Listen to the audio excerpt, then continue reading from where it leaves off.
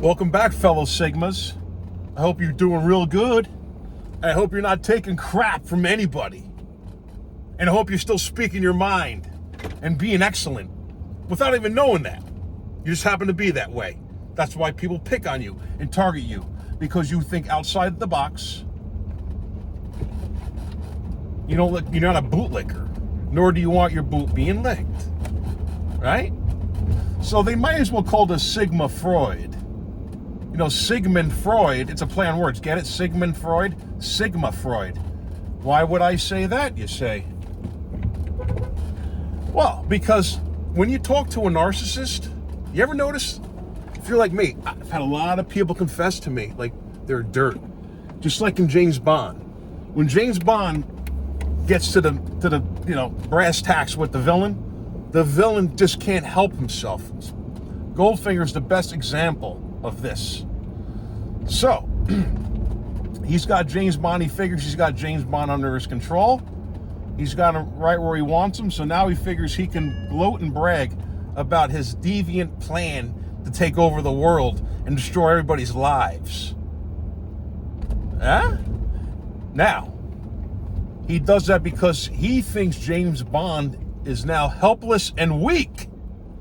But at the same time, he feels that James Bond is morally superior, and that's really what he hates the most about James Bond.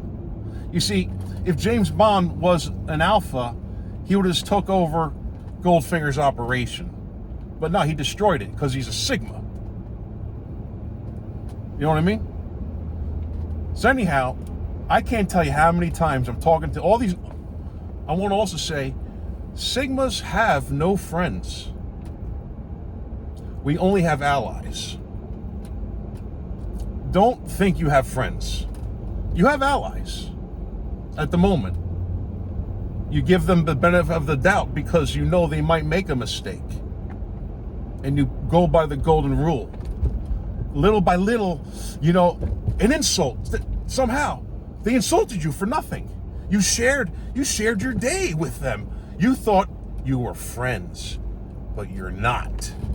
Because misery loves company. That's rule number one.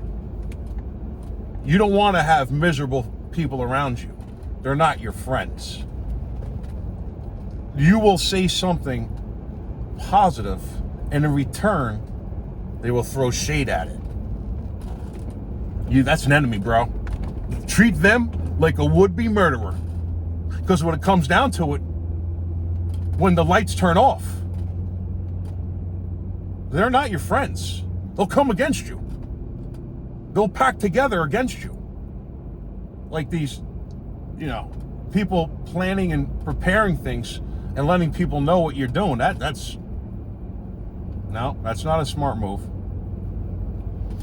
Also, remember The Godfather? Towards the end of The Godfather, when Michael's the Sigma, obviously he's the strongest. Fredo's the Beta. Sonny was an Alpha. He let his temper get the best of him, and he died. Al Pacino was the one that kind of stayed back and played it cool, and only until he was forced to have to, enter into this realm, he made his mastermind move. And then he was betrayed several times afterwards. By his bodyguard, by his own brother. The Beta. See, that's how dangerous. They're not your friends. Joseph, Joseph in the Bible, he was his father's favorite son. And his father had 10 sons altogether. So the other sons, because they were all narcissists, they hated Joseph. So they wanted to hurt him. And they did. But Joseph wound up on top in the end. If you check out Joseph in the Bible, that's something you've got to do on your own individually. So, Sigmas. You're Sigma, bro. You don't have to take that crap. They only said that to you because you speak your mind in confidence.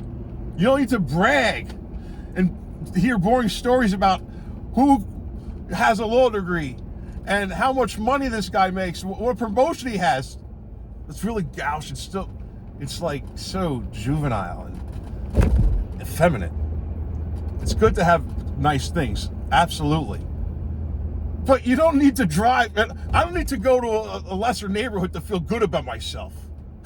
But these narcissists, the reason why they brag, the reason why they buy a car, or they'll come in front of you with, they'll put a stack of money in front of you, it's because that's what defines them. They're not real people. They're not genuine.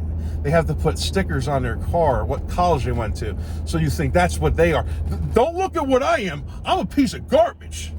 But I went to Harvard. My life's a wreck, But I went to Yale University. I'm a miserable person. I hate everybody. Because I went to Princeton. Woodrow Wilson was the dean of Princeton. He was so evil. If you look up Woodrow Wilson, he promised not to send the boys to war on his second election. And when he got into office, he sent the boys to war. And a bunch of smart Sigmas from Princeton, they told everybody this. They were like kind of early protesters. Wilson had them locked up until the war ended. He was a real lowlife. Probably worse than Hitler. So at least with Hitler, he was more honest with his goals. Woodrow Wilson was a snake. But anyhow, my fellow Sigmas, just remember when the narcissists throwing dirt at you, or they say, I remember leaving the movie theater feeling good, and they said, no, it sucked for me. Well, they contradict. Right? There's no need. They can't let you have your truth. They need to interfere because you're that important. Even if you don't have anything. Even if you live in an apartment or in a tent. Like Hatefrats, like Sean Ross. I perceive him to be the highest Sigma there is. Of course, I don't know him personally, so we don't know for sure. The world's a tricky place. But we give him the benefit of the doubt till we, proven otherwise. Am I right? So, as I said, you're James Bond, bro. You're closer to James Bond than you realized. And the narcissist is a villain. They're natural enemies, but you see, the villain has a lot of clout. The villain has a lot of charisma, and the villain is super intimidating. But you don't realize what you have. One time I was at a bar, a high-class bar. High-end. I even spoke to the owner. I forget the guy's name. He's a hedge fund guy. But he owns the South Carolina Panthers football team. And so, I told him a Sigma joke. I said, the Panthers should have won. He got a kick out of that, right?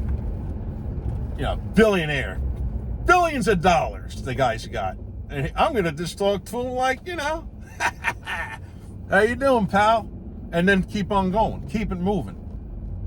Anyway, another guy in that bar, he was a real cool dude, a few years older than I am. And he looked at me, he goes, you don't know what you have. And, the owner of the place was buying me drinks. That's right. More than one time. And there was a narcissist hater bartender that said, yeah, she bought him a drink. I don't know why. That's what a narcissist would say. Say, I guess he must be all right. And, a normal person saying, I guess he must be okay. But a narcissist throws shade, even when you do something that's good. You had a good day. You know what I mean? So something worked out. You survived. You came back. You didn't drown. The narcissist is pissed because he was hoping you were going to drown on your scuba expedition. So this way he can talk about you afterwards, just like another statistic. But the narcissist salivates. That's why they have these horror movies. These narcissists that go to horror movies, man, they don't care if that happens to you. They don't care. Oh, you got that new motorcycle? You're riding down the street and the tractor trailer takes you out. Man, I like talking about that. I had a friend. He was on a motorcycle. He was a real Sigma too. He would have been famous, and unfortunately was killed at age 18. He was the toughest kid I knew growing up. His name was Brian Brandt. Rest in peace, my Sigma. Anyhow, listen, Sigmas. It's time for you to take charge of yourself. Stand up for yourself. Know who you are. They write movies about you. And they're jealous of you. They're so jealous. They're so dishonest. They admire you. They will do what you do. Believe me, a narcissist is a copycat. Why did they steal your ideas? That's how good you are. Think about it. Think about it. And don't forget that. I'm out.